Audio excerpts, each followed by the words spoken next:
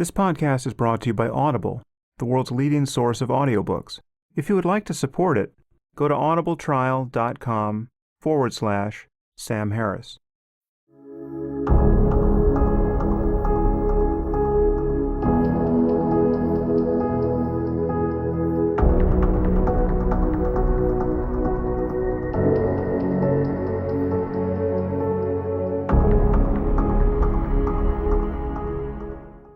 Welcome to the Waking Up Podcast. This is Sam Harris.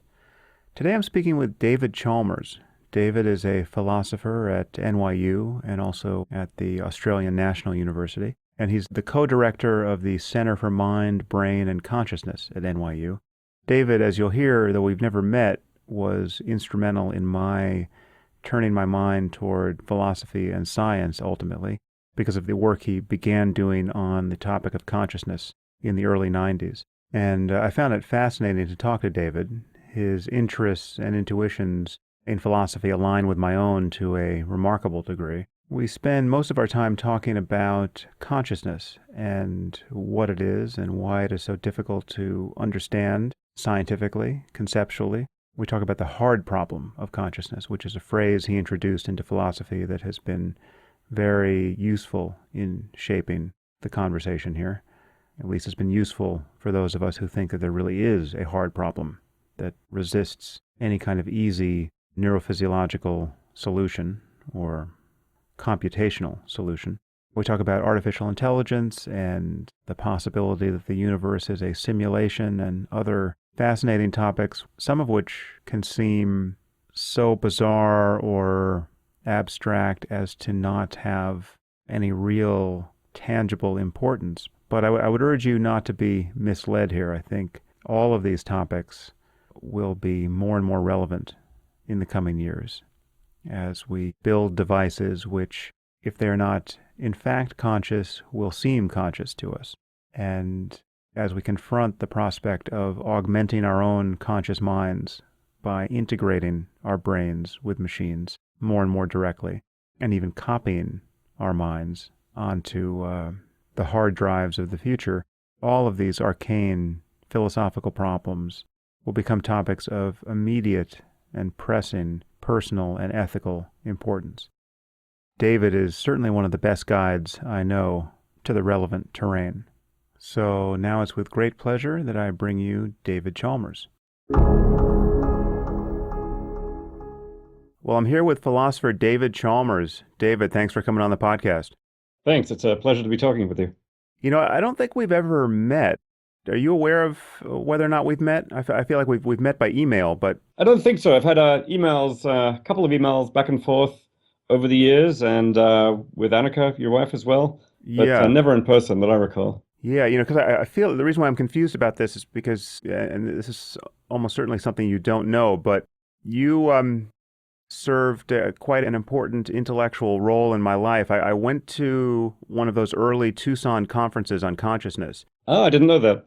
I think it was probably 95. Was 94 the first one? Yeah, 94 was the first small one with about 300 people. Then it got really big in 96 with about 2,000 people. I think I went to 95 and probably 96 as well. And I had dropped out of school and was, I guess you could say, looking for some direction in life. And I became very interested in the conversations that were happening in the philosophy of mind. I think probably the first thing I saw was some of the sparring between Dan Dennett and John Searle. Then I noticed you in the Journal of Consciousness Studies. And then I think I just saw an ad, probably in the Journal of Consciousness Studies, for the Tucson conference, and showed up. And I quite distinctly remember your talk there. And your articulation of the hard problem of consciousness really just made me want to do philosophy, and which led very directly into my wanting to know more about science and sent me back to the ivory tower. And I think a significant percentage of my getting a Ph.D. in neuroscience and continuing to be interested in this issue was the result of just seeing that the conversation you started in Tucson more than 20 years ago. Okay, well, I'm really pleased to hear that. I had no idea. Yeah. Might have been the 96 conference. If was Dan Dennett there, you said? I don't know if I don't recall if Dan was there. I went to I've gone to at least two of them, and they were in quick succession. And I think Roger Penrose was there. I remember Stuart Hameroff Hmm. talking at least about their thesis, and it was a fascinating time. Yeah, that's the event that people call the Woodstock of consciousness, getting everyone together for the kind of, getting the band together for the first time. It was a crazy conference. It was a whole lot of fun. It was the first time I'd met a lot of these people too, myself, actually. Oh, It interesting. was very influential for me. I feel like I am a bad judge of how familiar people are with the problem of consciousness because I have been so steeped in it and fixated on it for now decades. So I'm always surprised that people find this a novel problem and difficult to even notice as a problem. So let's start at the beginning and let's just talk about what consciousness is. I mean, what do you mean by consciousness and how would you distinguish it from the other topics that it's usually conflated with, like self-awareness and behavioral report and access and all the rest? I mean, it's awfully hard to define consciousness, but I at least like to start by saying consciousness is the subjective experience of the mind and the world. It's basically what it feels like from the first person point of view to be thinking and perceiving and judging and so on. So when I look out at a scene like I'm doing now, out my window, there are trees and there's grass and a pond and so on. Well, there's a whir of information processing where all this stuff, photons in my retina send a signal up the optic nerve to my brain. Eventually, I might say something about it. That's all of a level of functioning and behavior. But there's also, really crucially, something it feels like from the first person point of view. I might have an experience of the colors, a certain greenness of the green, a certain reflection on the pond. This is a little bit like the inner movie in the head. And the crucial problem of consciousness, for me at least, is this subjective part, what it feels like from the inside. This we can distinguish from questions about, say, behavior and about functioning. People sometimes use the word consciousness just for the fact that, for example, I'm awake and responsive. That's something that can be understood straightforwardly in terms of behavior, and there are going to be mechanisms for how I'm responding and so on. So I like to call those problems of consciousness the easy problems, the ones about how we behave, how we respond, how we function. What I like to call the hard problem of consciousness is the one about how it feels from the first person point of view. Yeah, there was another very influential articulation of this problem, which I would assume influenced you as well, which was Thomas Nagel's essay, What Is It Like to Be a Bat? And the formulation he gave there is if it's like something to be a creature or a system processing information, whatever it's like, even if it's something we can't understand, the fact that it is like something, the fact that there's an internal, subjective, qualitative character to the thing, the fact that if you could switch places with it, it wouldn't be synonymous with the lights going out. That fact, the fact that it's like something to be a bat, is the fact of consciousness in the case of a bat or in any other system. I know people who are not sympathetic with that formulation just think it's a kind of tautology or it's just it's a question-begging formulation of it. But as a rudimentary statement of what consciousness is, I've always found that to be an attractive one. Do you have any thoughts on that? Yeah, I find that's about as good a definition as we're going to get for consciousness. The idea is roughly that a system is conscious if there's something it's like to be that system. So there's something it's like to be me. Right now, I'm conscious. There's nothing it's like, presumably, to be this glass of water on my desk. If there's nothing it's like to be that glass of water on my desk, then it's not conscious. Likewise, some of my mental states, my seeing the green leaves right now, there's something it's like for me to see the green leaves. So that's a conscious state for me. But maybe there's some unconscious language processing of syntax going on in my head that doesn't feel like anything to me, or some motor processes in the cerebellum. And those might be states of me, but they're not conscious states of me because there's nothing it's like for me to undergo those states. So I find this is a definition that's very vivid and useful for me. That said, it's just a bunch of words, like anything. And for some people, this bunch of words, I think, is very useful in activating the idea of consciousness from the subjective point of view. Other people hear something different in that set of words, like you say, what is it like? You're saying, what is it similar to? Well, it's like it's kind of similar to my brother, but it's different as well. For those people, that set of words doesn't work. So what I've found over the years is this phrase of Nagel's is incredibly useful for at least some people in getting them on to the problem, although it doesn't work for everybody. What do you make of the fact that so many scientists and philosophers find the hardness of the hard problem? And I think I should probably get you to state why it's so hard, or why you have distinguished the hard from the easy problems of consciousness. But what do you make of the fact that people find it difficult to concede that there's a problem here? Because I mean, this is just a common phenomenon. I mean, there are people like Dan Dennett and the Churchlands and other philosophers who just kind of ram their way past the mystery here and declare that it's a pseudo mystery. And you and I have both had the experience of witnessing people either seem to pretend that this problem doesn't exist, or they acknowledge it only to change the subject and then pretend that they've addressed it. And so let's state what the hard problem is, and perhaps you can say why it's not immediately compelling to everyone that it's in fact hard. Yeah, I mean, there's obviously a huge amount of disagreement in this area. I don't know what your sense is. My sense is that most people, at least, got a reasonable appreciation of the fact that there's a big problem here. Of course, what you do after that is very different in different cases. Some people think, well, it's only a initial problem, and we ought to kind of see it as an illusion and get past it. But yeah, to state the problem, I find it useful to first start by distinguishing the easy problems, which are problems basically about the performance of functions, from the hard problem, which is about experience. So the easy problems are, how is it, for example, we discriminate information in our environment and respond appropriately? How does the brain integrate information from different sources and bring it together to make a judgment and control behavior? How indeed do we voluntarily control behavior to respond in a controlled way to our environment? How does our brain monitor its own states?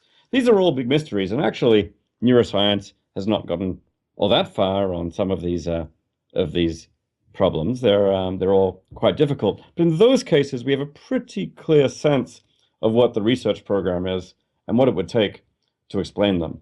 It's basically a matter of finding some mechanism in the brain that, for example, is responsible for discriminating the information and controlling the behavior. And although it's pretty hard work finding the mechanism, we're on a path to doing that. So a neural mechanism for discriminating information, a computational mechanism for the brain to monitor its own states, and so on. So for the easy problems, they at least fall within the standard methods of the brain and cognitive sciences, where basically we're trying to explain some kind of function and we just find a mechanism.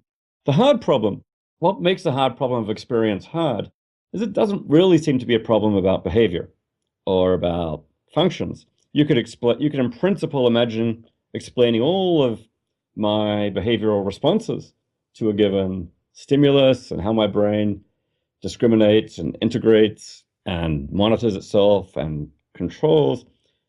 You could explain all that with, say, a neural mechanism, and you might not have touched the central question, which is, why does it feel like something from the first person point of view? That just doesn't seem to be a problem about explaining behaviors and explaining functions. And as a result, the usual methods that work for us so well in the brain and cognitive sciences, finding a mechanism that does the job, just doesn't obviously apply here. We're going to get correlations.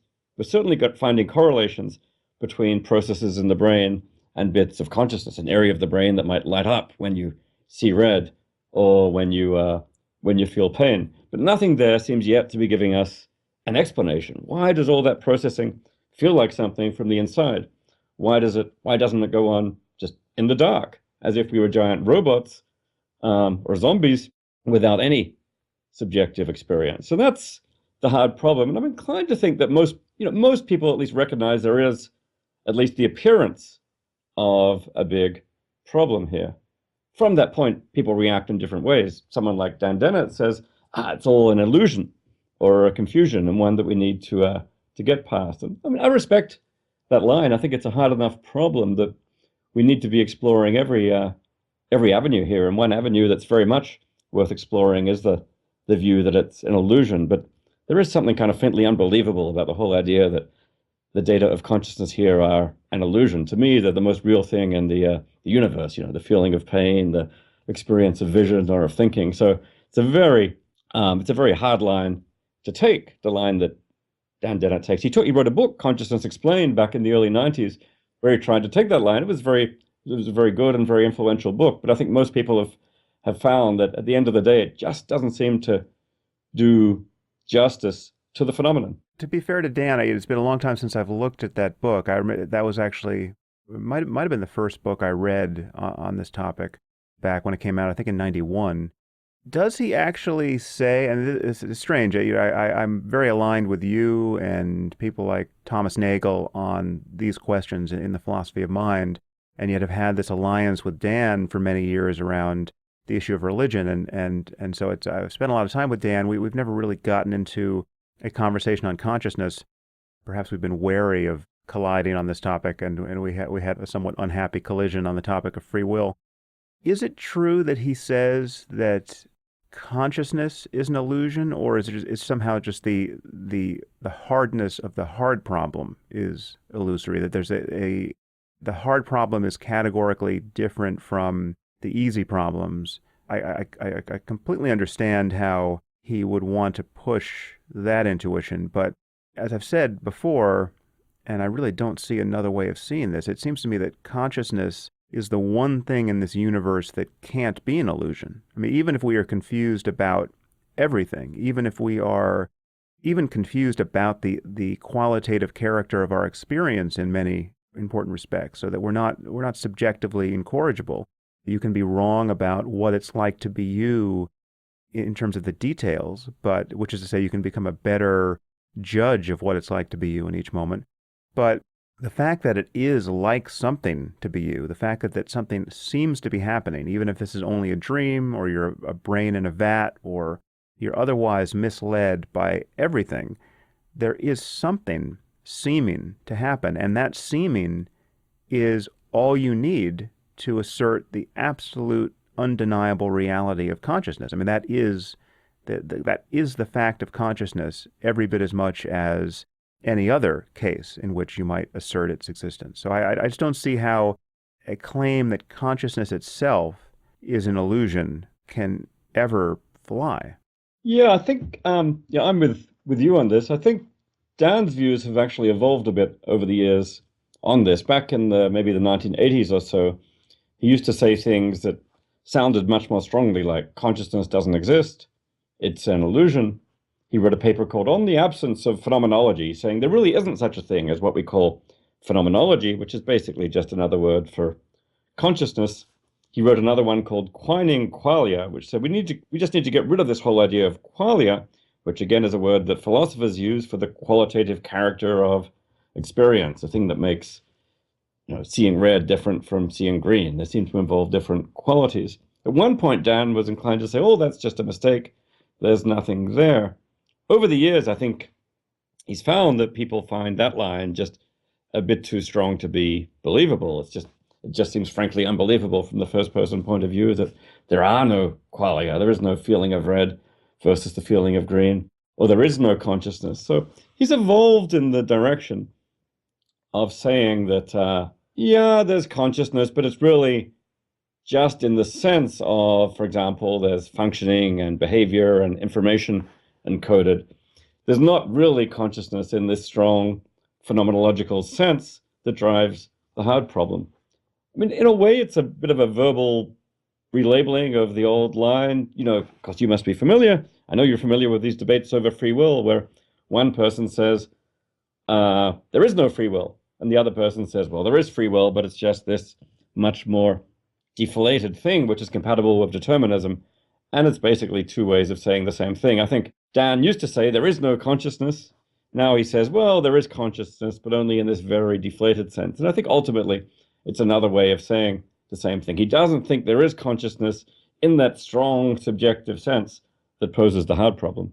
I feel super sensitized to the prospect of people not following the plot here, because if it's the first time someone is hearing these concerns, it's easy to just lose sight of what the actual subject is. So I just want to retrace a little bit of what you said, sketching the hardness of the hard problem. So you have the distinction between understanding function and understanding the fact that experience exists. And so we have functions like motor behavior or learning or visual perception, and it's very straightforward to think about explaining these in mechanistic terms. I mean, so you have something like vision.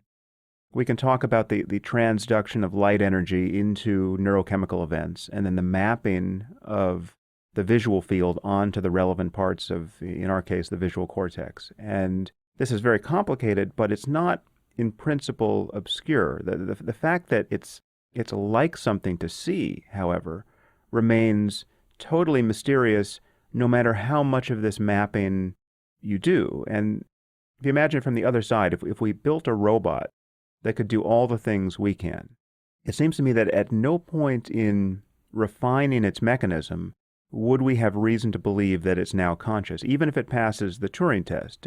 So we could, I mean, this is actually one of the things that concerns me about AI. It seems one of the likely paths we could take is that we could build machines that seem conscious, and the effect will be so convincing that we will just lose sight of the problem. All of our intuitions that lead us to ascribe consciousness to other people and to certain animals will be played upon because we will build the machines so as to do that, and it will cease to seem philosophically interesting or even ethically appropriate to wonder whether there's something that it's like to be one of these robots. And yet, it seems to me that we still won't know whether these machines are actually conscious unless we've understood how consciousness arises in the first place, which is to say, unless we've solved the hard problem. Yeah, and I think we can, maybe we should distinguish the question of whether a system is conscious from how that consciousness is explained. I mean, even in the case of other people, well, they're behaving as if they're conscious, and we tend to be pretty confident that other people are conscious. So we don't really regard there to be a question about whether other people are conscious. Still, I think it's consistent to have that attitude and still find it very mysterious, this fact of consciousness, and to be utterly puzzled about how we might explain it in terms of the brain. So I suspect that with machines, we may well end up, as you say, just finding it undeniable, very hard to deny that machine, even if there are machines hanging around with us, talking in a human-like way and reflecting on their consciousness. Those machines are saying, hey, I'm really puzzled by this whole consciousness thing, because I know I'm just a collection of silicon circuits, but it still feels like something from the inside.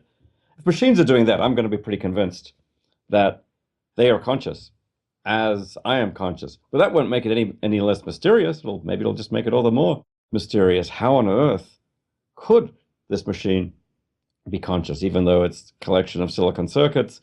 Likewise, how on earth could I be conscious just as a result of these processes in my brain? It's not that I see anything intrinsically worse about silicon than about brain processes here. There just seems to be this kind of mysterious gap in the explanation in both cases. And of course, we can worry about other people too. There's a classic philosophical problem, the problem of other minds. How do you know that anybody else, apart from yourself, is conscious? Descartes said, well, I'm certain of one thing.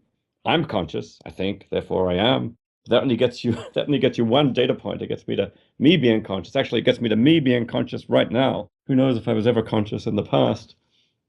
Anything else beyond that has got to be something of an inference or an extrapolation. We end up taking for granted most of the time that other people are conscious, but you could try to raise questions there if you wanted to. And then as you move to questions about AI and robots, about animals and so on, the questions just become very fuzzy and murky.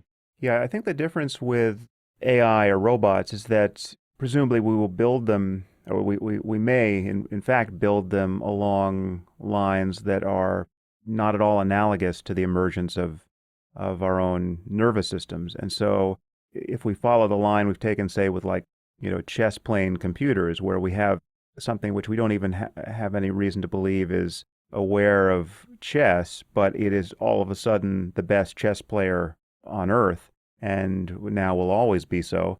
If we did that for 1,000 different human attributes so that we created a very compelling case for its superior intelligence. It can function in every way we function better than we can, and we have put this in some format so that it has the mimetic facial displays that we find attractive and compelling. We get out of the uncanny valley, and these robots no longer seem weird to us.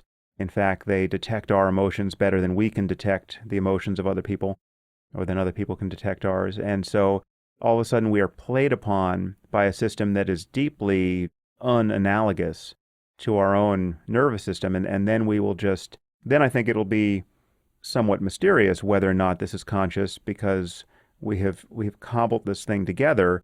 Whereas in our case, the reason why I don't think it's parsimonious for me to be a solipsist and to say, well, maybe I'm the only one who's conscious, is because there's this obviously deep analogy between how I came to be conscious and how you came to be conscious. So I have to then do further work of arguing that there's something about your nervous system or your situation in the universe that might not be a sufficient base of consciousness, and yet it is clearly in my own case.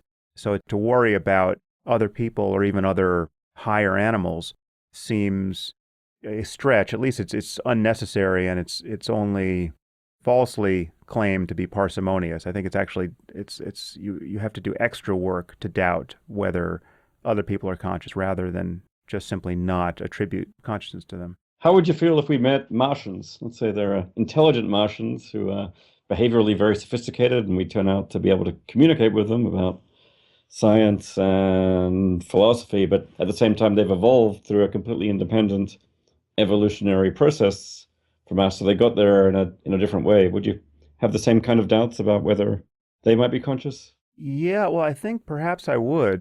It would be probably somewhere between our own case and whatever we might build along lines that we have no good reason to think track the emergence of consciousness in the universe. Well, this is actually a topic I wanted to raise with you, this issue of epiphenomenalism, because it is kind of mysterious. So the flip side of the hard problem, the fact that you can describe all of this functioning and you seem to never need to introduce consciousness in order to describe mere function, leaves you at the end of the day with the possible problem, which many people find deeply counterintuitive, which is that consciousness doesn't do anything, that it is an epiphenomenon, which is an analogy often given for this. It's like the smoke coming out of the smokestack of an old-fashioned locomotive. You know, it's always associated with the progress of this train down the tracks, but it's not actually doing anything. It's a mere byproduct of the actual causes that are propelling the train. And so consciousness could be like the smoke rising out of the smokestack. It's not doing anything, and yet it's always here at a certain level of function. If I recall correctly, in your first book, you seem to be fairly sympathetic with epiphenomenalism. Talk about that a little bit.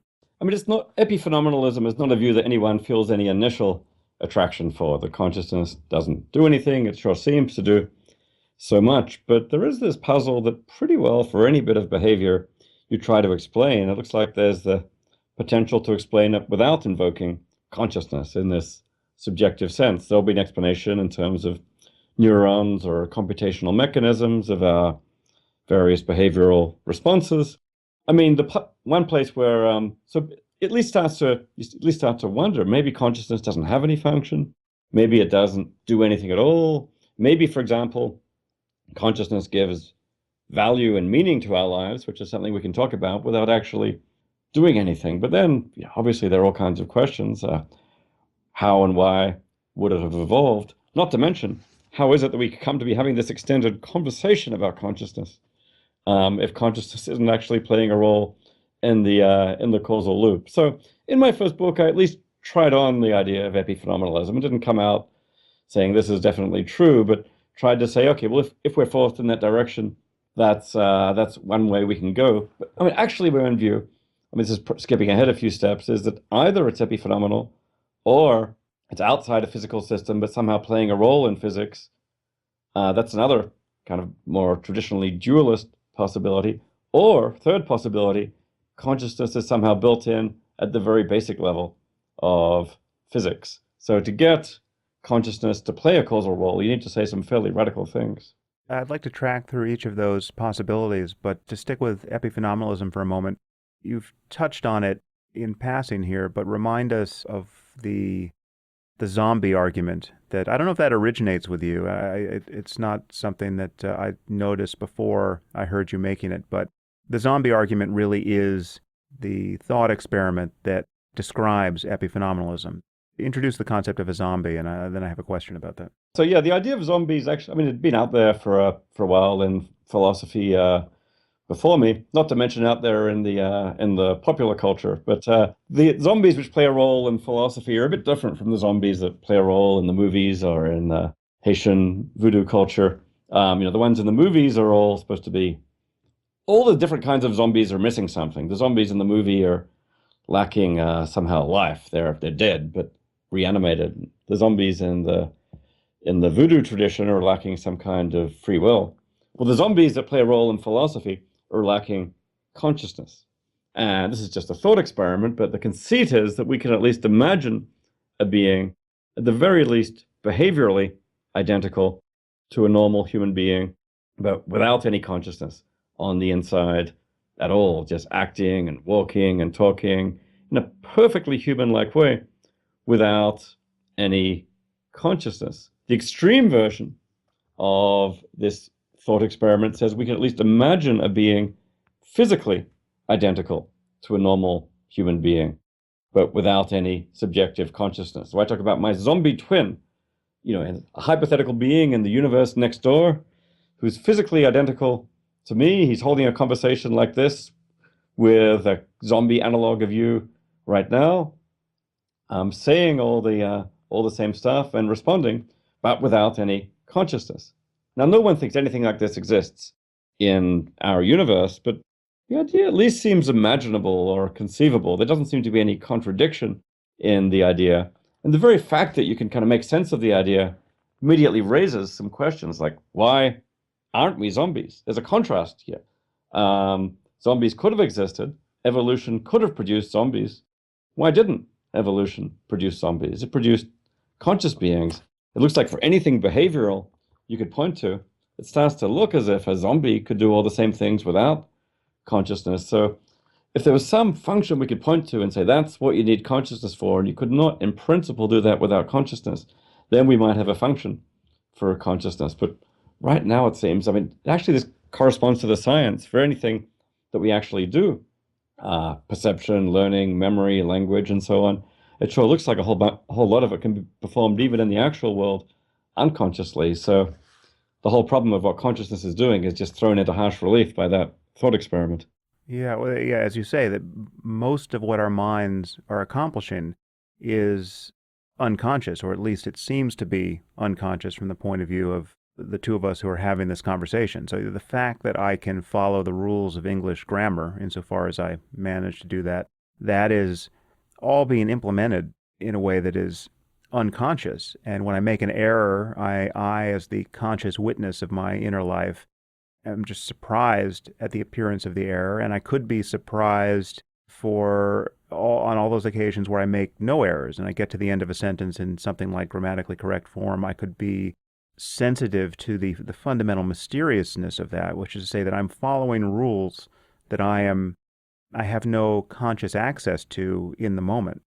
And everything is like that. The fact that I perceive my visual field, the fact that I hear your voice, the fact that I effortlessly and actually helplessly decode meaning from your words because I am an English speaker and you're speaking in English, but if you were speaking in Chinese, it would just be noise. And this is all unconsciously mediated. And so again, it is a mystery why there should be something that it's like to be associated with any part of this process, because so much of the process can take place in the dark, or at least it seems to be in the dark. I guess this is something that is the topic I raised in my last book, Waking Up, when in discussing split brain research. But there is some reason to worry or wonder whether or not there are islands of consciousness in our brains that we're not aware of, which is to say we have the problem of other minds with respect to our own brains. What do you think about that? What do you put the chance of there being something that is like to be associated with these zombie parts of, or seemingly zombie parts of your own cognitive processing? Well, I don't rule it out. I mean, I think when it comes to the mind-body problem, there are, the puzzles are large enough that one of the big puzzles is we don't know which systems are conscious. And at least some days I see a lot of attraction to the idea of thinking consciousness is much more widespread than we think. So not just, I guess most of us think, okay, humans are conscious, and probably a lot of the more sophisticated mammals, at least, are conscious: apes, monkeys, dogs, cats, around the point of mice. Maybe some people start to flies, some people start to wobble, but I'm attracted by the idea that for many, at least reasonably sophisticated information processing devices, there's some kind of consciousness, and maybe this goes down very deep. And at some point, maybe we can talk about the idea that consciousness is everywhere. But before even getting to that point, if you're prepared to say that, say, a fly is conscious, or a worm with its 300 neurons, and so on, then you do start to have to worry about bits of the brain that are enormously more sophisticated than that, but that are also part of another conscious system.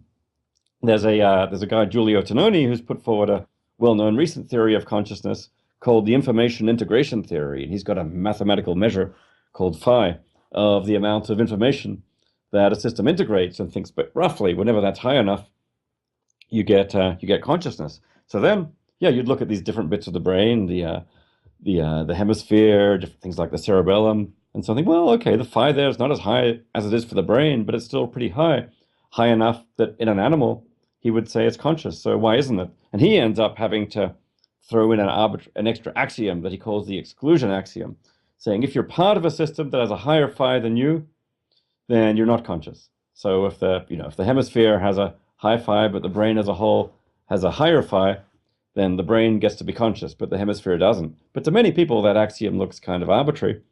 And if it wasn't for that being in there, then you'd be left with a whole lot of conscious subsystems all over. And I agree. Who knows what it's like to be a subsystem? What it's like to be my cerebellum, or what it's like to be a hemisphere. But at least makes you worry and wonder. On the other hand, there are these experiments where one half of the brain is basically these situations where one half of the brain basically gets destroyed and the other half keeps going fine. Yeah. Yeah. Well, so I wanted to ask you about Tononi's notion of consciousness as integrated information. And to my eye, it seems yet another case of someone just trying to ram past the hard problem. And I noticed Max Tegmark wrote a paper that actually took Tononi as a starting point. And Max has been on this podcast where I don't think we touched on consciousness, but he also did a version of this. He just basically said, let's start here. We know that there are certain arrangements of matter that just are conscious. We know this. There is no problem. This is a starting point, and now we just have to talk about the plausible explanation for what makes them conscious. And then he sort of went on to embrace Tononi, and then did a lot of physics. But is there anything in Tononi's discussion here that pries up the lid on the hard problem more than the earlier work he did with Edelman or anyone else's attempt to give some information processing construal or a synchronicity of neural firing construal of consciousness? Yeah, to be fair to Giulio Tononi, I think it's true that in some of the presentations of his work in the popular press and so on, you can get this idea, information integration is all there is. Let's explain that. We've explained everything.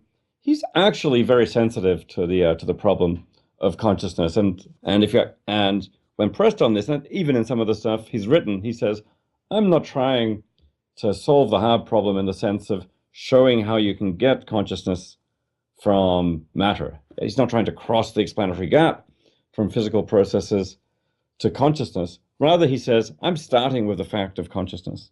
I'm just taking that as a given, that we are conscious, and I'm trying to map its properties." And he actually starts with some phenomenological axioms of consciousness.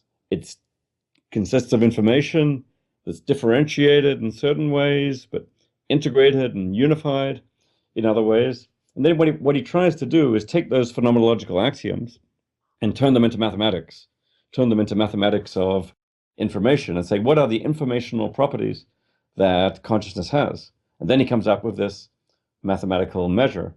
Then at a certain point, it somehow turns into the theory that all consciousness what consciousness is a certain kind of integration of information. The way I would hear the theory, I don't know if he puts it this way, is basically there's a correlation between different states of consciousness and different kinds of integration of information in the brain.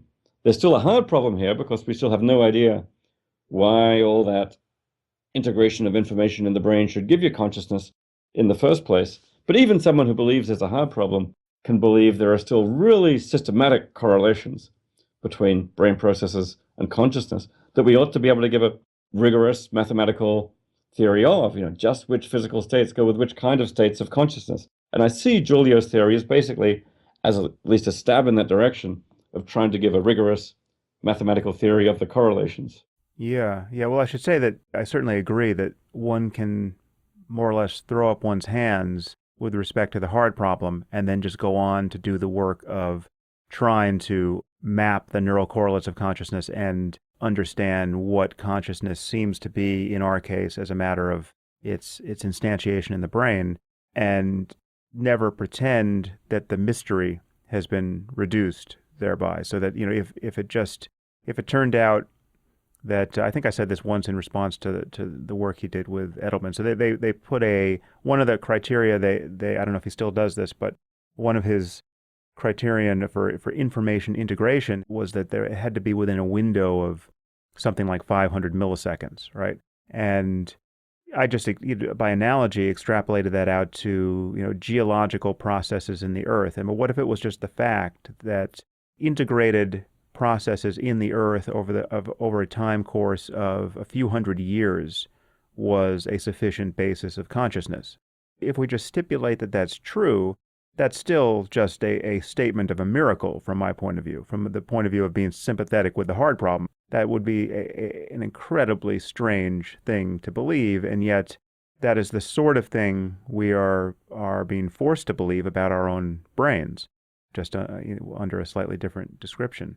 I do think there's something intermediate that you can go for here, even if you do believe and you're very convinced there's a serious hard problem of consciousness that allows the possibility of at least a broadly scientific approach to something in the neighborhood of the hard problem. It's not just, let's look at the neural correlates and see what's going on in the human case, but it's something like try to find the simplest, most fundamental principles that connect physical processes to consciousness as a kind of basic, general, and universal principle. So we might start with some correlations we find in the familiar human case between, say, certain neural systems and certain kinds of consciousness, but then try and generalize those based on as much evidence as possible. Of course, the evidence is limited, which is another limitation here.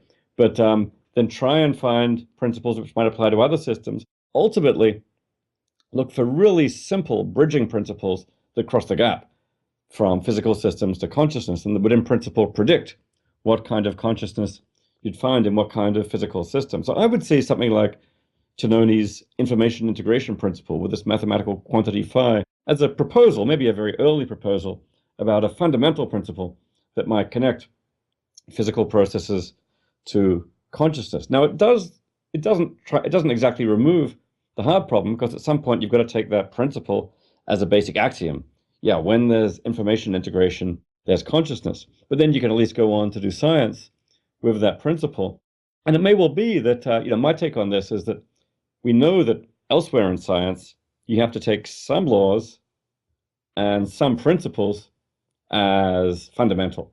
The fundamental laws of physics, the law of gravity, or the unified field theory, or the laws of quantum mechanics. Some things are just basic principles that we don't try and explain any further. It may well be that when it comes to consciousness, we're going to have to take something like that for granted as well. So we don't try to explain space, or at least we didn't try to explain space in terms of something more basic.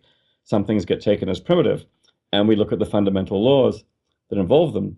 Likewise, the same could be true for consciousness. And we ended up maybe we ended up pretty satisfied about what goes on in the case of space. Space is one of the primitives, but we've got a great scientific theory of how it works. We could end up in that position for consciousness too. Yes, we have to take something here as basic, but we'll get this really fundamental principle, say like the information integration principle that crosses the gap, and yet won't remove the hard problem because that'll be taken as basic, but that will at least be reduced to a situation we're familiar with elsewhere in science. Yeah, yeah, and actually, I'm quite sympathetic with that line.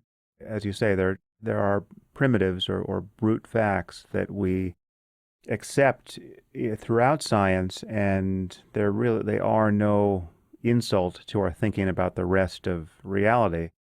And I want to get there, but I realize now I forgot to ask a question that Annika wanted me to ask. My wife Annika wanted me to ask on the zombie argument, and she was wondering why, I mean, whether it was actually conceivable that a zombie would or could talk about consciousness itself. I mean, how is it that you take a zombie, my zombie twin that has no experience, there's nothing that it's like to be that thing, but it is talking just as I am and is functioning just as I am. What could possibly motivate a zombie that is devoid of phenomenal experience to say things like, I have experiences but other creatures don't, or to worry about the possibility of zombies? There would seem to be no basis to make this distinction because everything he's doing, he can easily ascribe to others that have no experience. So there seems to be no basis for him to distinguish experience from non-experience. So I just wanted to get your reaction to that on her behalf. I mean, this is a big puzzle, and it's probably one of the biggest puzzles when it comes to thinking through this idea of a zombie. Why on earth are these zombies talking about consciousness if they don't have it? Now, if the claim is just, are zombies conceivable? I don't think it's particularly hard to at least conceive of a system doing this. I mean, I'm talking to you now, and you're making, a lot of comments about consciousness that seem to strongly suggest that you have it. Still, I can at least entertain the idea that you're not conscious and that you're a zombie who's in fact just making all these noises without having any consciousness on the inside. And I think we can do this, we can conceive of this with any other person. So at least there seems to be no contradiction in the idea. That doesn't mean that it's a sensible way for a system to be, or that it's somehow that makes it easier to understand or to explain those systems. I mean, surely, yeah, if there was actually a world of, if there were zombies among us, they probably wouldn't talk about consciousness. So in some ways, conceiving of zombies is a bit like, conceiving of anti-gravity in a world of gravity, and so on. It might be well in tension with other things in the world, and it might not really make sense. But the basic idea, I guess, is that, well, there are brain mechanisms responsible for everything that we say and everything that we do, and whatever is explaining that in us, those behavioral responses will also explain it in the case of a zombie.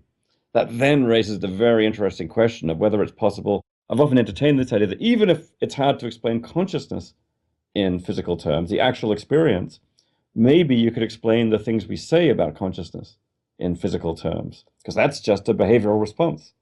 That's in principle one of the easy problems. And then you might think, well, boy, that at least is a research project for straightforward science. Explain the things we say about consciousness in physical terms. And who knows, maybe that's possible. If that turns out to be possible, then there's a couple of different directions you can go. It's easy to see why you might then be tempted to go Dan Dennett's way and say, boy, we've explained all the things people say about consciousness.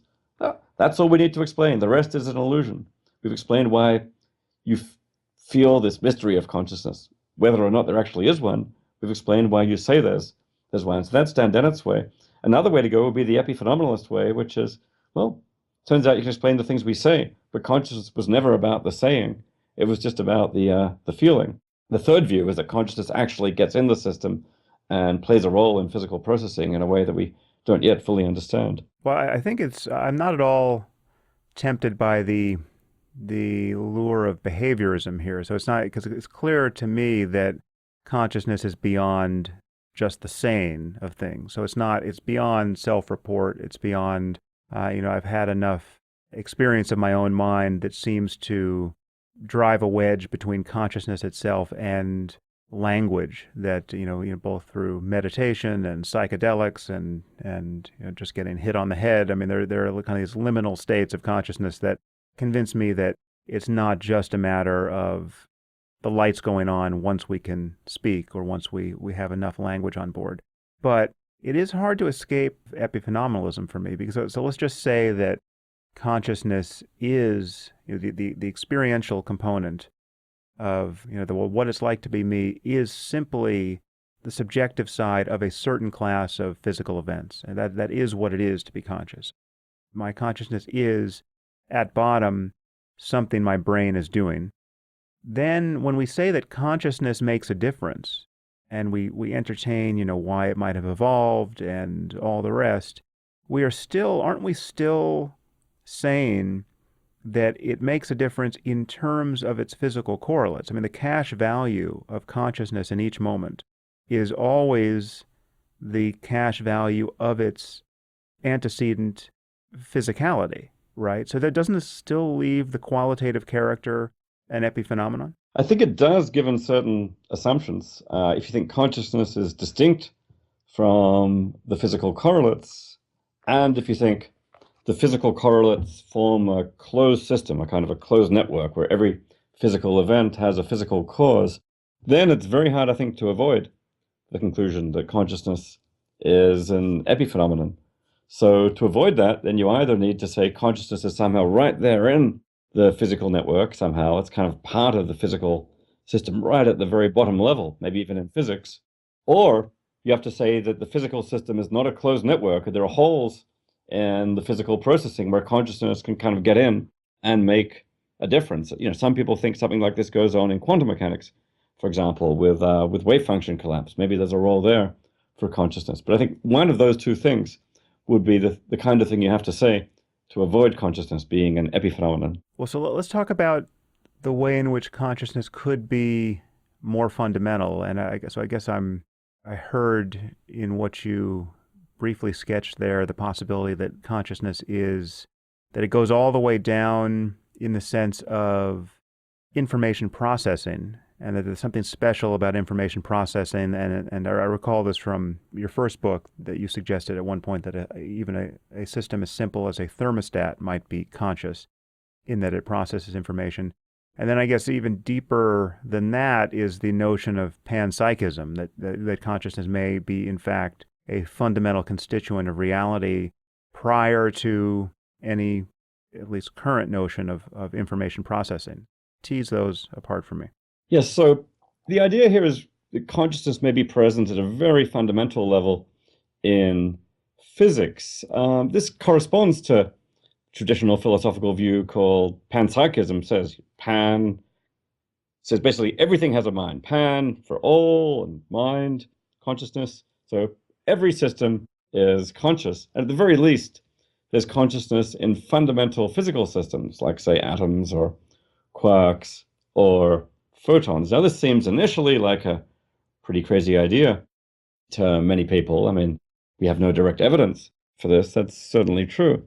But once you entertain the idea that the world could be that way, then at least it has certain philosophical advantages. The basic idea is that ultimately every physical system is somehow made of a little bit of consciousness, and that whenever, say, let's do it with classical physics, one atom affects another atom, then it's basically, ultimately, it's consciousness playing that role, because consciousness is what the physics is ultimately made of.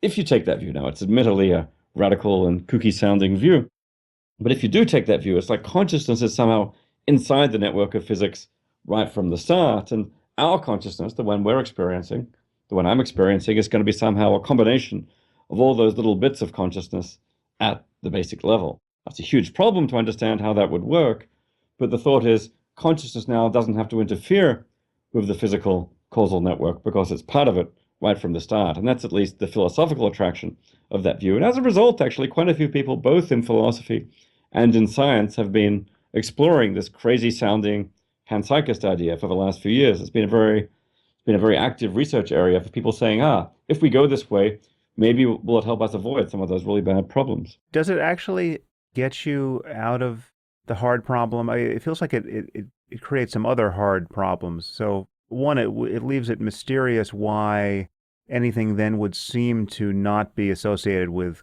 consciousness, even the function of your own brain. So there's much of that's going on in our brains, as we've said, that it seems there's nothing that it's like to be, and so it still leaves the apparent partition between what it's like to be me and what it's like to be the rest of me in terms of my brain mysterious. Yeah, I mean, I think you're right that the view does create other problems in turn. I mean, it avoids the original hard problem. Why is there consciousness at all? In a sense, by taking it as basic. It's a view that says, well, it's just fundamentally present at the bottom level in the way that we take space or time or mass to be present. But then, after having at least gotten around that problem, there are still questions about explaining, well, why is it just like this to be us? One of these problems gets called the combination problem. How is it that all those little bits of consciousness in, say, fundamental particles could come together to yield a unified and bounded and rich consciousness of the kind that I have? And you've just raised another aspect of that, which is, why isn't every system at the high level conscious?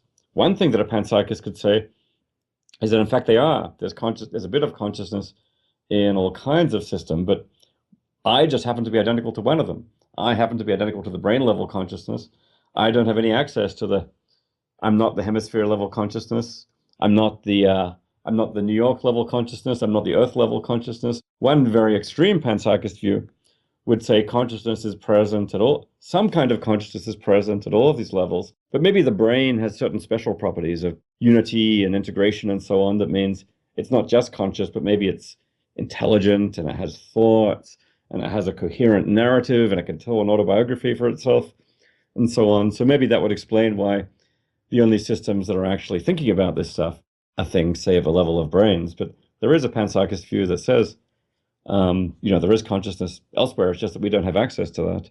Yeah, and it does raise the question of just what you would expect to be different, because it is, you say it's a strange theory, and it is quite strange to imagine that everything, including tables and chairs and even the subatomic particles of which they're composed, is conscious on some level. I don't think a panpsychist would say that a chair is conscious as a chair, but just that matter on some of its most basic levels would just throb with the dull hum of something that is likeness. But then the question is, so what would you expect to see anything different in the world if that were true? And my intuition is to say no. I wouldn't expect chairs to start talking to me if their atoms were conscious on some level.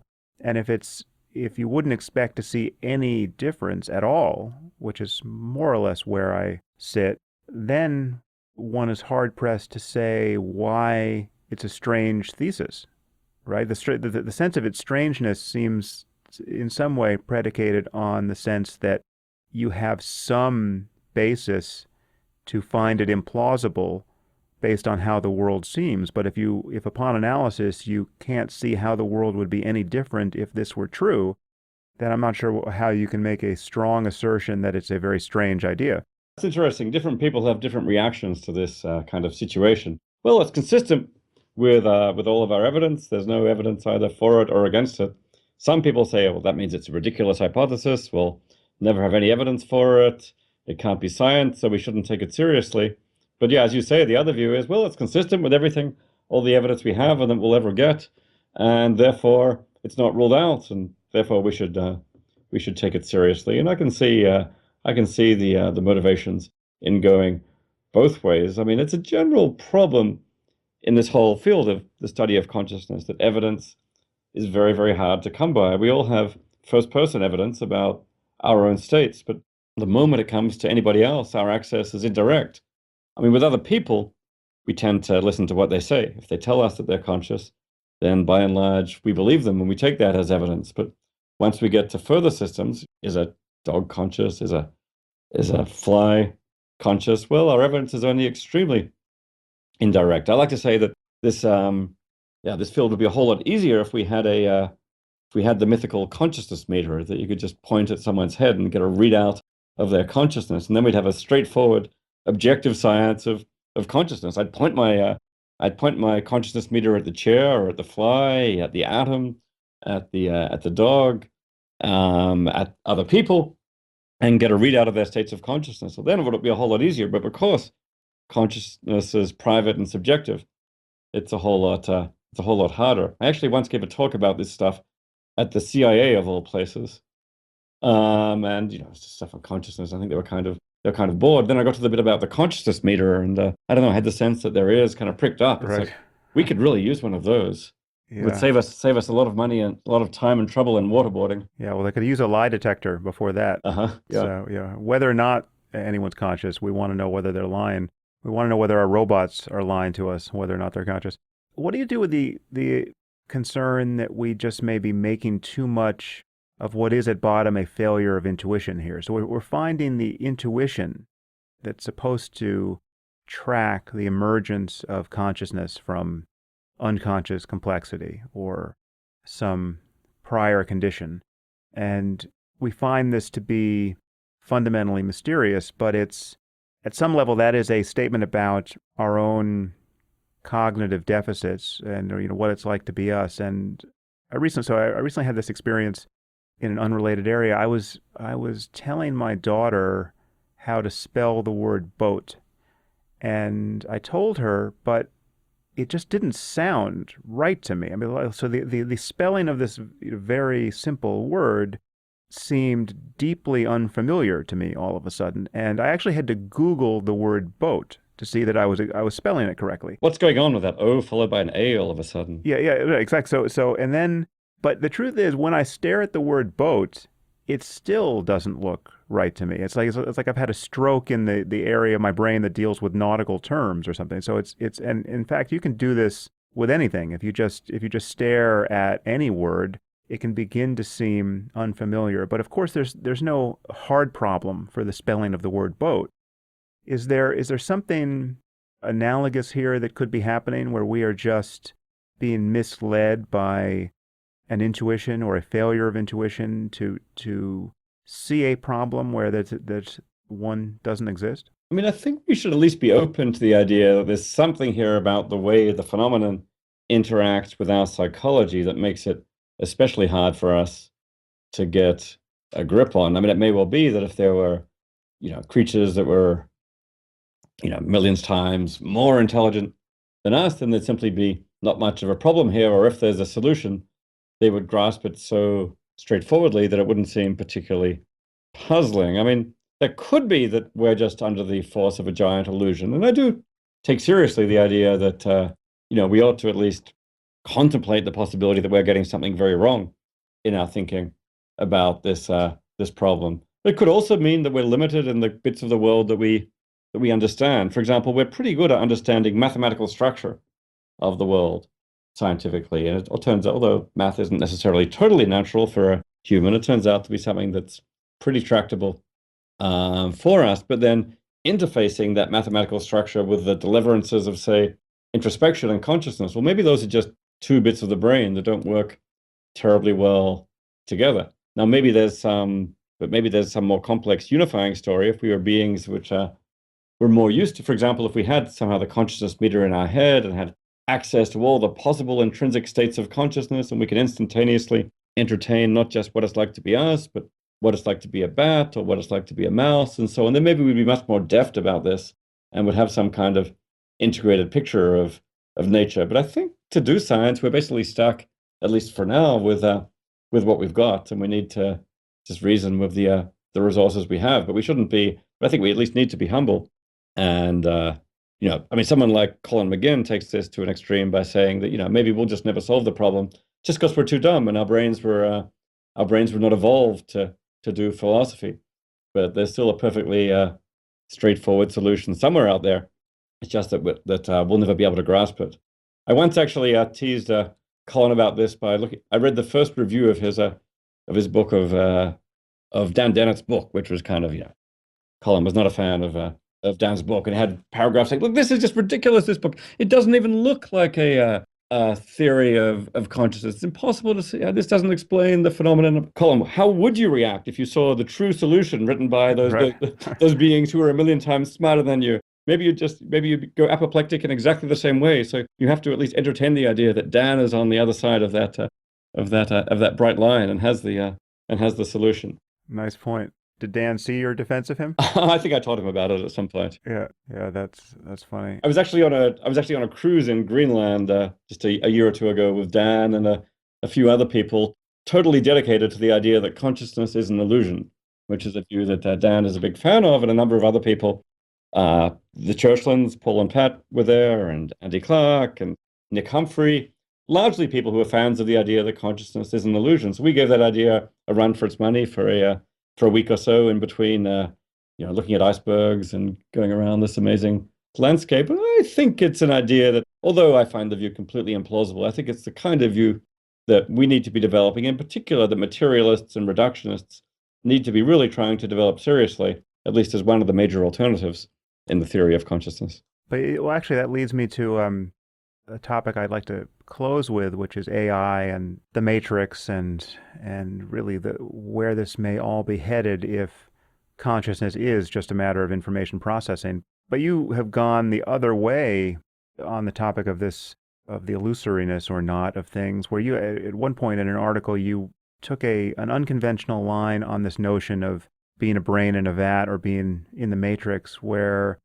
most people put that forward as, if that were the case, then reality is in some sense an illusion. Consciousness may not be an illusion. In fact, I would say consciousness is, again, the one thing that can't be an illusion. Even if everything that seems like something is in fact different from what you think it is. You think you're in a world, but you're really in a matrix. The seeming can't be an illusion. But you've argued that if we're in the matrix, and this is all just a simulation, tables and chairs and the world and other people aren't illusions in the usual way that is claimed. Can you say something about that? I was actually just in a debate about this topic on Tuesday night at the Natural History Museum in New York on, is the universe a simulation, with Neil deGrasse Tyson was there, and Max Tegmark and Lisa Randall and Jim Gates. It was a whole lot of fun. It's been getting a lot of currency lately, this idea, not least due to the ideas of Nick Bostrom, who's put forward this statistical line of reasoning that suggests maybe we're in a simulation, because, hey, there's going to be a lot of simulations developed in the history of the universe due to simulation technology.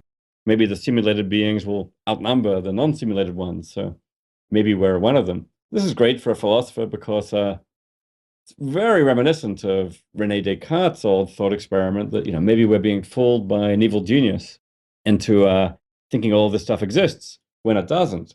And the standard line is that if we're in a simulation such as the Matrix, it's all an illusion. It seems to Neo while he's in the Matrix that there are tables and chairs and leather coats and agents and so on, but none of that really exists. It's all a big illusion. And my take on this is that's actually the wrong way to think about the simulation hypothesis and so on. It could be. I take seriously the idea that we are in a simulation. I have no idea whether it's true. But my view is, if it's true, if we are in a simulation, it's not that none of this is real. It's not that there are no tables and chairs and trees. It's rather that they exist in a somewhat different form from what we had first thought. There's a level of computation underneath what we take to be physical reality.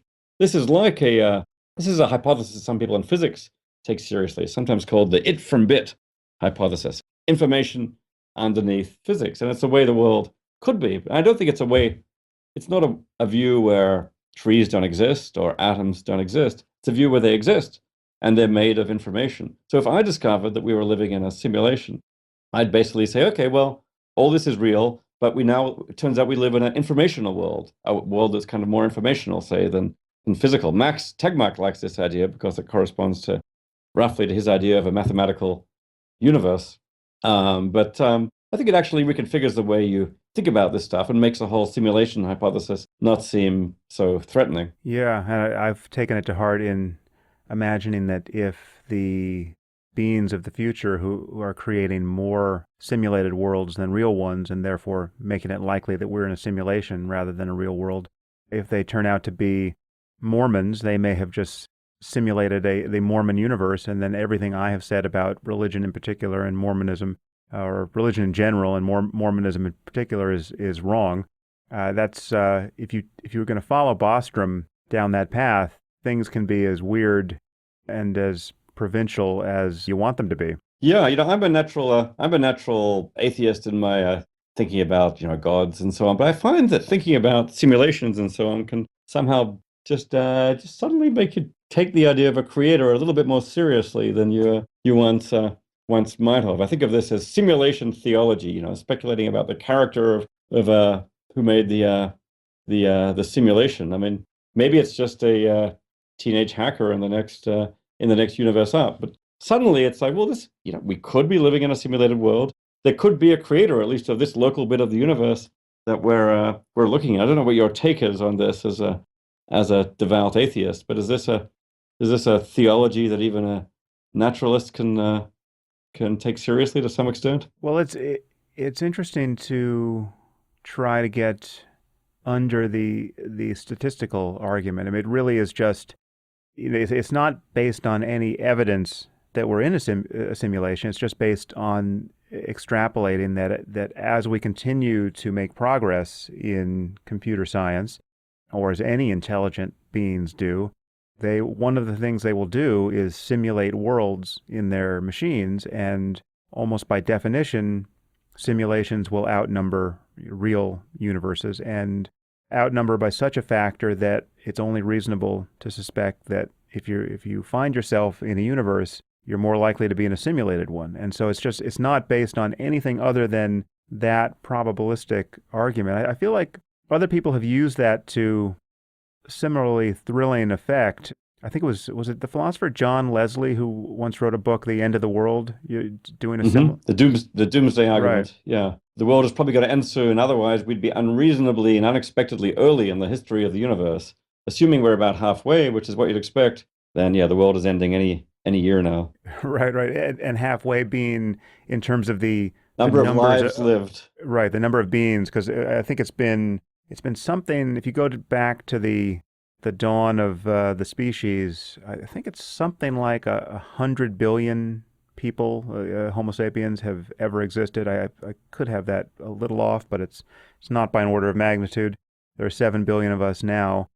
So if there is just if we have a truly open-ended future where we go on to colonize the rest of the solar system and move out among the stars, and there are going to be trillions upon trillions of us for thriving for billions of years, well, then we are so early at the dawn of this thing that we are this crazy statistical anomaly. But I feel like and again, I forgive me for not remembering the details, but I feel like some statistically minded people push back against that as an instance of shoddy mathematical reasoning. Do you remember anything convincing being said against Leslie, or being said against, in this case, Bostrom, just about the probabilistic argument? For Leslie's doomsday argument, I think there's a few things you can say. One line that I was always found interesting in response is that, well, just say this is an infinite universe and this all goes on forever.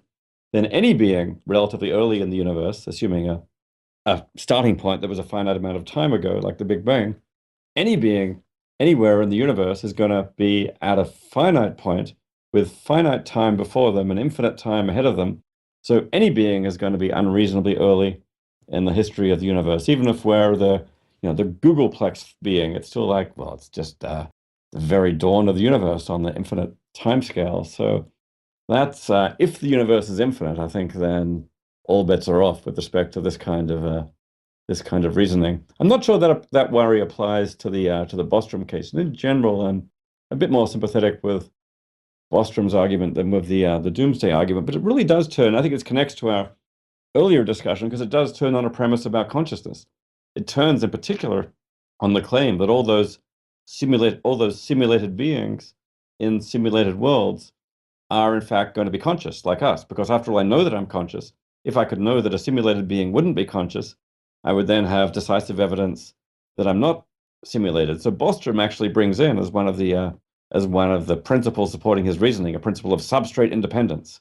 Consciousness is independent of substrate. So if it's simulated, if the physics of the brain is simulated well enough on a computer, then it will be conscious. And if you're prepared to go along with that, then you get to his conclusion. If you question that, then it's no longer as straightforward. I mean, you might say, Well, as long as there's a 20% chance from our perspective that a simulated being will be conscious, then that kind of interacts with the probabilities in enough of a way to at least give us a very significant chance that will be simulated. But I think, there is a pretty deep connection to the philosophy of mind at that point. Yes, and so how would you describe your own view now on consciousness? And there's another phrase here that's in my memory based on something you've written, which I don't think we've introduced here, but just it seems to me that in all your arguments, you are arguing for a what you call a non-reductive view of consciousness, and this really relates to the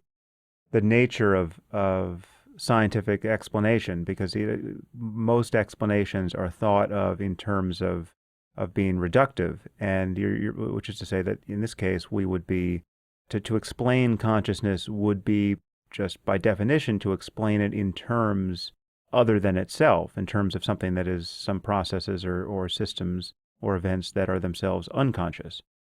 And yet you have argued for a kind of non-reductionism, which is, you've said somewhat sheepishly, is a form of dualism. I think you called it an innocent dualism somewhere. Is that still your view? And just how would you articulate your current view on consciousness? I suppose I think that consciousness can't be explained in terms of standard physical processes of the kind we currently understand. Earlier, we touched on this distinction between the easy problems and the hard problems. And I was saying standard neuroscience addresses the easy problems of behavior pretty well, but doesn't really give us a grip on the hard problem of experience. I'm actually, in stuff I've argued, I think I try to generalize this to explaining in terms of any kind of explanation in terms of physical processes. But the basic worry is that physics is all cast in terms of mathematical structure and dynamics, which is perfectly well suited for explaining things like behavior, but will always leave a gap to explaining why is there consciousness, because it's basically not a problem about that structure and dynamics. So anyway, if you grant that kind of argument, then it starts to look like consciousness can't be explained in terms of ordinary underlying physical ontology.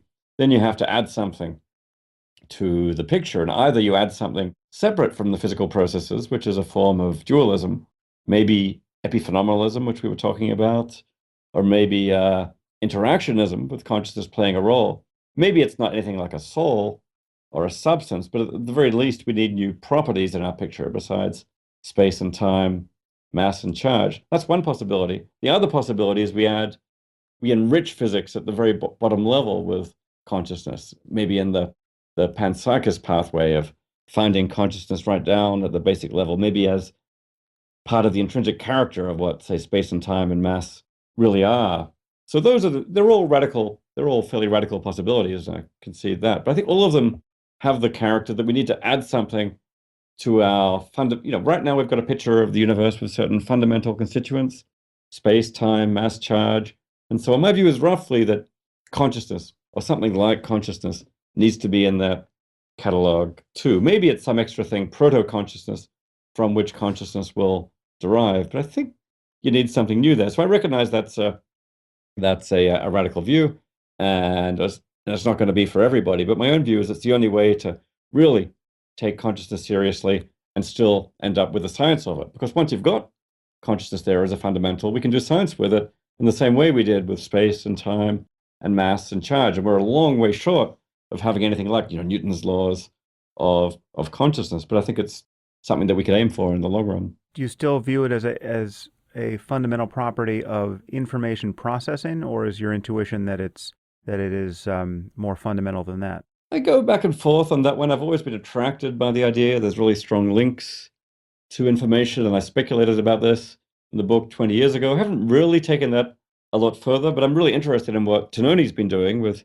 integrated information theory, because I view that as a development of the same kind of idea. For me, the question was always that at least held open the prospect of giving a mathematical theory. My background's in math, so I've always hoped for a mathematical theory of consciousness. And although I've got various questions about what Tononi's doing, I think there's a lot of interesting hope in that direction. But yeah, it could turn out that what's truly fundamental here is information, or it could turn out there's something much more fundamental still that underlies, both information and consciousness. I think we're still just I think inevitably we're at the point of kind of just like fumbling with physics centuries before Newton or Einstein, or fumbling with biology way before Darwin. Still, probably in 100 years' time, we'll look back and say, okay, well, this was really fumbling, but at least we can hope that every now and then we take a step in the right direction. That brings me to my final question for you, which is what might be looking back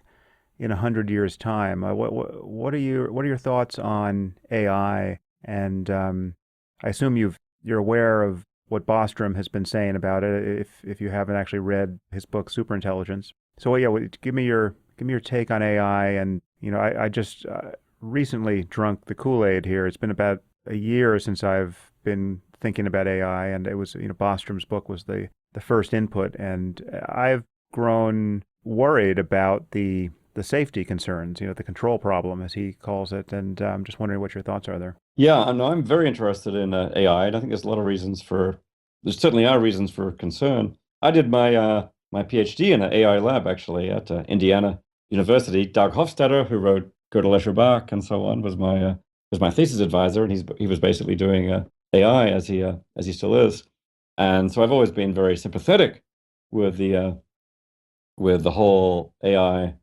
project, but you do have to take seriously this idea about what happens when machines become as intelligent as we are. I actually wrote an article on this maybe 6 years ago now called The Singularity, a Philosophical Analysis, where I tried to take this idea which is out there and turn it into a philosophical argument that roughly when machines become a bit smarter than we are, they'll be a bit better than us at designing machines. Therefore, they'll end up designing machines a bit smarter than them. And that process will just continue recursively until fairly soon you have machines that are way smarter than we are, which presumably leads to massive ramifications for what happens in the world. And in the article I wrote on this, I basically took the line, yes, you can turn that informal argument into a fairly rigorous argument that it's in fact pretty likely that something like this will happen. I mean, certain fairly strong conditions would have to hold for AI not to be possible of this kind. One thing worth noting is that the considerations about consciousness can almost be set to one side here, because all that really matters for us, like from the point of view of self-interest, is the behavior of these machines. If it turns out they're unconscious zombies who are taking over the world, well, that's not much consolation for us. So, yeah, well, it's interesting because I've heard at least one computer scientist talk about this, and he took a line that was, I guess, analogous to Nozick's utility monster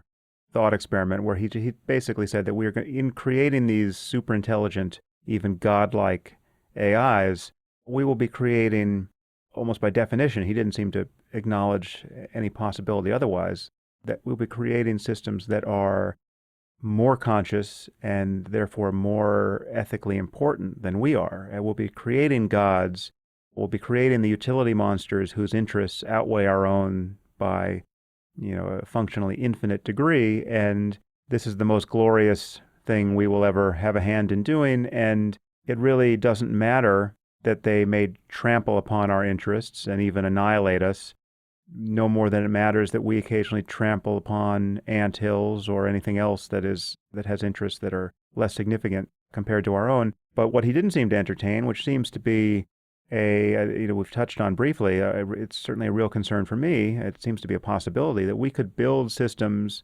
that are far more intelligent than we are, in the sense that they're far more competent at solving problems, including the problem of designing further iterations of themselves or recursively self-improving their own software, which is to say we can initiate what has been called an intelligence explosion, and yet there will be nothing that it's like to be these machines. So that in some sense it's ethically the worst case scenario, where we've built something that can destroy us simply because it may not be aligned with our interests and gobble up all of our resources, including our own atoms, to follow Bostrom's thought experiment. But the lights will not be on. The universe will be dark when populated by these machines. Yeah, now that would certainly be a shame. To Yeah, yeah, we're creating our successes and we think, okay, well, at least this is the glorious future of evolution. But if it turns out to be the step that stamps out consciousness, then suddenly the world is going to lose all of its meaning and value for everyone. One thing that I think is worth contemplating here, people think about, okay, we're creating our own successes, we won't be around, but there's really two ways it could go. I mean, look, I suspect that artificial superintelligence may well be part of the history of the future. But there's two possibilities here, and one of them we're still around, and the other one we're not still around. In one model, we design creatures utterly unlike us who take over the world. In another kind of future, we start with us and we enhance ourselves, and maybe we upload ourselves and so on. So we are the super intelligent creatures in the future, or at least the super intelligent creatures in the future are recognizably versions of us that somehow evolved from us, maybe by some transfer onto different hardware. With that, I think, reduces the distance between those creatures and us, and by the kind of reasoning that you were making earlier, maybe increases the chances that those beings are genuinely going to be conscious like us because they're going to be more closely related to us. I mean, ethically, it's kind of nicer for us, even for our self-interest, because, hey, we'll be there, or descendants of us will be there benefiting. And from the point of view of whether there's consciousness there, I mean, of course, you might say, well, at some point, we had to move all this onto faster hardware because the biology was too slow. And I suppose that's going to at least raise the question of whether consciousness gets lost at that point, where we upload ourselves onto the faster technology. One line I've thought a bit about this whole uploading point in the context of consciousness. One line I'm attracted to is the idea if you do it gradually, if you upgrade your brain a bit at a time with one neuron replaced by a silicon chip at a time and stay awake throughout, then maybe there's a case that consciousness is going to be preserved by this process, and you'll end up with consciousness at the other end. So I guess I'd say to you, if you're worried about these machines at the other end being conscious, well, upload yourself slowly and gradually and observe your consciousness carefully and see what happens en route. Well, that's interesting. Do you think that solves the problem, I guess, first introduced by Derek Parfit, the teletransporter problem? Because it seems like uploading has always suggested that it could just be a matter of copying yourself and then being killed, right? So the normal notion of uploading is you do we have cracked the neural code. We can now read out every human mind onto some more durable substrate, now in the matrix or now on our, one of Amazon's servers. And so you can back up your mind, and yet the experience of having it backed up would just be, it seems, being told, congratulations, Mr. Chalmers, your mind has been successfully backed up. Now you don't need your meat body anymore. How would that be any different from a murder? And what you seem to have sketched out here is a process whereby we could gradually integrate our minds by migrating, one functional neuron at a time into the cloud. And if at any point in that process the lights seem to be going out, well, then we could stop it, presumably. But that's it's an interesting notion of kind of bridging what it's like to be us with what it's like to be in on some other substrate, and removing the fear that it could just all be, it could just all be a matter of unconscious information processing on the other side. Yeah, I think there are actually two distinct worries about uploading when people think about loading their brain onto a computer. One worry about the uploaded version is, will it be conscious? Will there be anyone at home there at all? Will the lights be on? And then the second worry is, will it be me? I mean, you could, in principle, take independent lines on this, hold that, yes, it will be conscious, but it still won't be me. It'll just be a duplicate of me, like making a twin of me in the next room. One of these corresponds to the philosophical problem of consciousness. The other one corresponds to the philosophical problem of personal identity, as Parfit talks about with his discussion of the teletransporter. But I think this line of doing it gradually can at least has some bearing on both of these worries. If you just create a duplicate of me next door, then it's very tempting to think it's someone, but it's not me. But if it's my brain throughout and the old neurons get destroyed and replaced by by silicon chips, and it's just one, and I stay conscious throughout, so it's a continuing stream of consciousness. It's at least harder to hold on to the idea or to find persuasive the idea that this being won't be me. I mean, I suppose it's possible. Maybe the meanness could gradually dwindle during this process. And likewise, you could take the line that maybe the consciousness would gradually dwindle during this process, and we'd just be left with functional duplicates at the other end, responding normally, but without any consciousness and without being me. I mean, it's hard to be philosophically certain of these things, but I suspect that at least the first few times, if I'm ever going to do this, then the first time I'm going to want it to be the gradual way. And I mean, you can, although it's interesting, you can kind of, if the engineering works well enough, if the simulations are good enough, we know what the simulations are going to say at the other end. If they're at least good simulations of how we are now, they're going to say, "Oh, I'm still conscious. I'm still here because that's what I say now." So I suppose if you're worried that this process is going to produce a whole lot of beings who are not me and who are still zombies, and you're still going to have that worry. But I do predict that having a few people go through this process is going to be very persuasive to the rest of us. Yeah, but the thing is, if they do it in a way that's safe, which is to say they do it in a way where they maintain their physical body in case the process goes wrong, well, then they've done it in precisely the way where under Parfit, it'll be clear it's not them on the other side. So if you maintain your physical brain and you migrate, one bit at a time, and you get an intact copy of yourself, well, then it will be a copy of yourself with a different point of view, and even though it has identical memories to your own, it's now.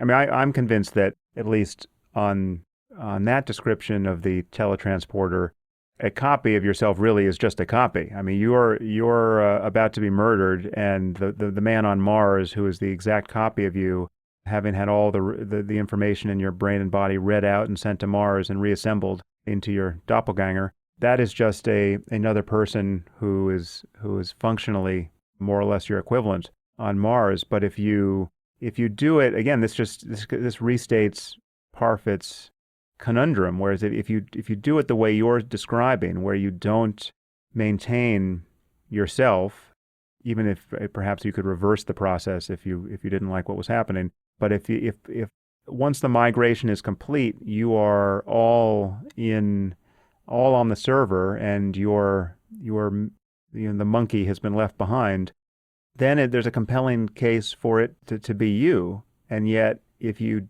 don't do that, and you remain as you are now, outside the matrix, and are simply informed that the copy is perfect, whether or not it's conscious, as you say, there's still going to be a very strong sense, I think, an inescapable sense that, that's just another person.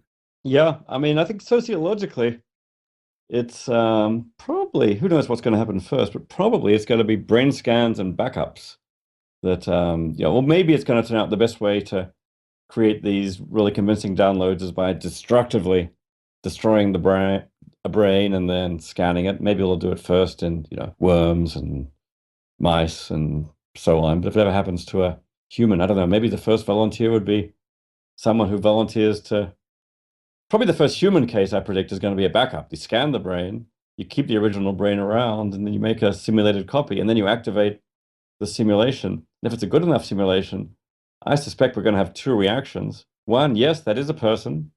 They're really talking. There's really probably some kind of consciousness there, but also at the same time, that is not the same being as the original, because presumably the original and this new person will be able to have a conversation, and we'll say, okay, well, these are like twins, but this is the old one, this is the new one. So if that's the way that this technology gets introduced, I suspect we may end up going in the direction of thinking that these copy beings are, yes, conscious, but no, distinct from the original. And there is then an interesting question sociologically about whether people are going to be willing to go through things like the continuous uploading process. I mean, I think probably what could happen is a few of us will start just upgrading bits of our brain with silicon components and say, hey, this seems fine. I'm still here.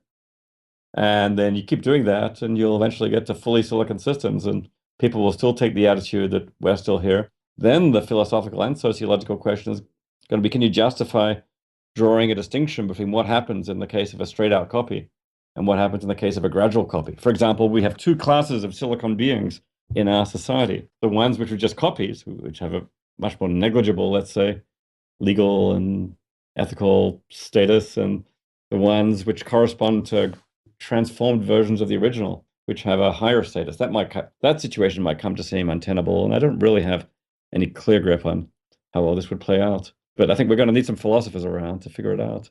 Yeah, well, that's interesting. That the idea that if you copied your mind, so your mind is your data. If anything is your data, your mind is your data that you back up.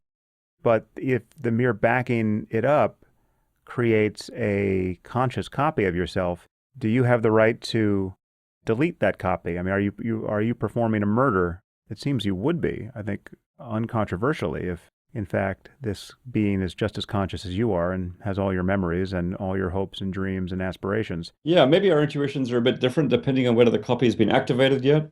If it's just a record on a disk and has never yet produced any consciousness, it's just kind of waiting to be activated. Maybe we can delete it. But the moment it's actually been conscious and maybe started going in its own directions and got a moment of input and thought its own thought, then now it's its own being. And at this point, I think, certainly once it's conscious, the thought that you can just deactivate it, well, that's killing a conscious being. And suddenly these beings have to be admitted into our moral circle of concern. Well, the idea that we would proceed based on just merely augmenting our minds or repairing damaged parts of our brains. Actually, I've heard Elon Musk express this idea as a way of constraining actually as a way of solving the control problem in some sense, that we're going to be the limbic systems of these new minds. And our own values will be playing a role, at least, in directing the values of these machines. Yeah. I don't know if that idea originates with him or if was just restating something someone else had said. I guess one concern I have there, though, is that it seems like, so doing that is more or less synonymous with having reached something like a completed neuroscience. We've cracked the code, at least to the point where we can seamlessly augment ourselves and give ourselves more mind, and then explore the landscape that these bigger brains open to us. But it seems like it may just be an easier problem to solve to build functionally super intelligent AI without having solved that bridging problem to the human brain. And that's going to be done first by definition because it's easier and because there's, at least people would imagine, people who are not taking the control problem or the safety problem seriously, there's an immense amount of wealth, in fact, a kind of a winner-take-all scenario that awaits anyone who can build such a system. So we're going to get the super intelligent AI first before we can plug our brains into it and become its limbic system. Yeah, I've heard all kinds of arguments about which one is actually going to be first. I mean, there are these two research projects designing a totally new AI or sort of reverse engineering ourselves. There are considerations on both sides. If certainly the AI project will be much less constrained by, the limits of science and engineering technology with respect to brains. On the other hand, the brain provides a working system we've got here right now. You might take the view that if these brain activity mapping projects develop enough, then in a couple of decades, we'll have a working map of the brain, connect all the connections between them, and maybe even understanding the workings of individual neurons. At some point, we'll get to the point of being able to, record all that onto a computer and simulate it.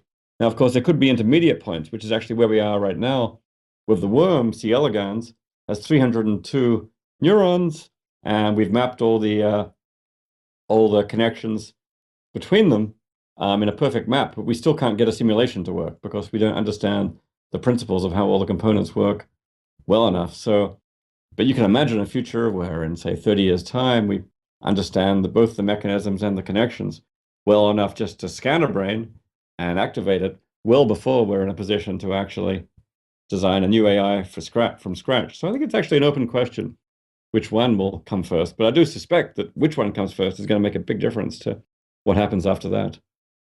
I find myself kind of hoping that maybe it'll be the brain-based version that comes first, because that ends up looking potentially like a future more friendly to human beings. And I've got enough self-interest. I've got enough self-interest. I hold out a little sliver of hope that I may actually be there.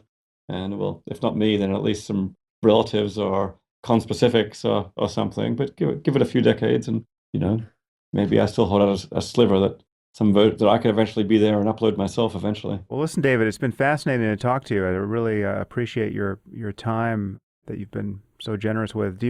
Where can people find more about you? Where do you want to point people online to read your work and interact with you? Oh, I have a website. It's conch.net, the first 5 letters of consciousness. I just do a Google search on my name, and there's all kinds of articles there. If people are interested in following up the ideas about consciousness, probably my old book, The Conscious Mind, is the best place to start. Although there's also a TED talk I gave recently, and an article in Scientific American from a while back. Anyway, those can all be found via my website. I should also mention on this last topic of AI, we're having a conference on the ethics of artificial intelligence at NYU, New York University, in the fall, at which all these people are going to be coming along. Nick Bostrom and Demis Hassabis, who just designed the Go program that won the big showdown there, and Eliezer Yudkowsky, and a number of philosophers who work on ethics, a number of principles from AI, all coming together to figure out some of these, or to at least talk about and see what we can do in figuring out some of these difficult ethical issues about AI, because I think it's a place where both philosophers and technologists and scientists can all come together, and it's a place where the issues may have a huge impact on what happens next. Nice. Well, maybe I should go to that. What are the dates of that? It'll be mid-October. I think it's looking either the 14th or the 21st. We're just narrowing down the date now, but boy, yeah, it'd be great to have you there. Yeah, that's great. Well, thank you for continuing that particular conversation, because I'm in touch with Eliezer, and I'm just amazed at how difficult it is for people, even myself, frankly, to emotionally grasp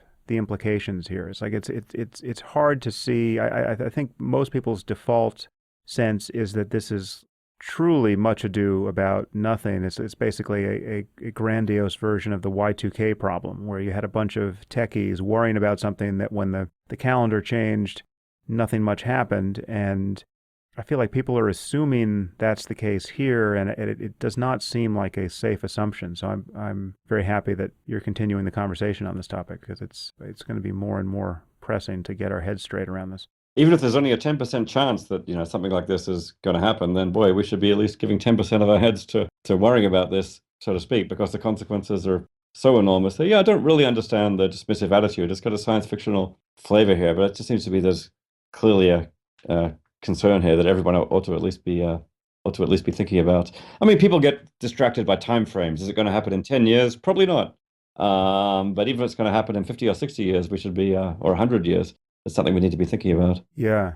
The most troublesome aspect of it for me is that many people who really should know better, many people who are even doing the work, seem to hold up the time frame dismissal as somehow relevant. The people who think it's not going to happen in 10 years, but really are not at all confident that it won't happen in 50, seem to think that means that there's nothing to think about in the meantime, which is crazy given how quickly a decade passes. Yeah, maybe it's a little bit unfortunate that Ray Kurzweil, who sort of first popularized this idea for a lot of people, called his book "The Singularity is Near," and a whole lot of people focus on the near part and say, no, it's not near, it's only in the middle distance. But I think the idea of the singularity here, whether it's near or far, is a sufficiently important one that we really need to be thinking about it. And we're not in a position to predict also exactly when it's going to happen. So no one's saying devote as many resources to this as we're devoting, say, to climate change. But even if we devoted 1% as many resources as are being devoted to climate change, that would still be a huge increase on what there is now. And I think maybe you could justify at least some minimal level of concern. Well, listen, David, it's been a pleasure, and I hope our paths cross in person soon. We share so many interests, and it's really been great to talk to you. Yeah, it'd be great to meet and talk one of these days. Yeah. Well, best of luck with everything. Thanks, same to you. Take care. Cheers.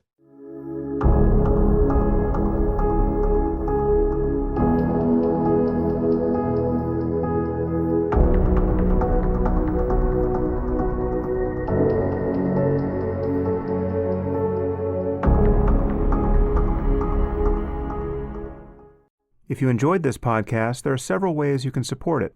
You can leave reviews on iTunes or Stitcher or wherever you happen to listen to it. You can share it on social media with your friends.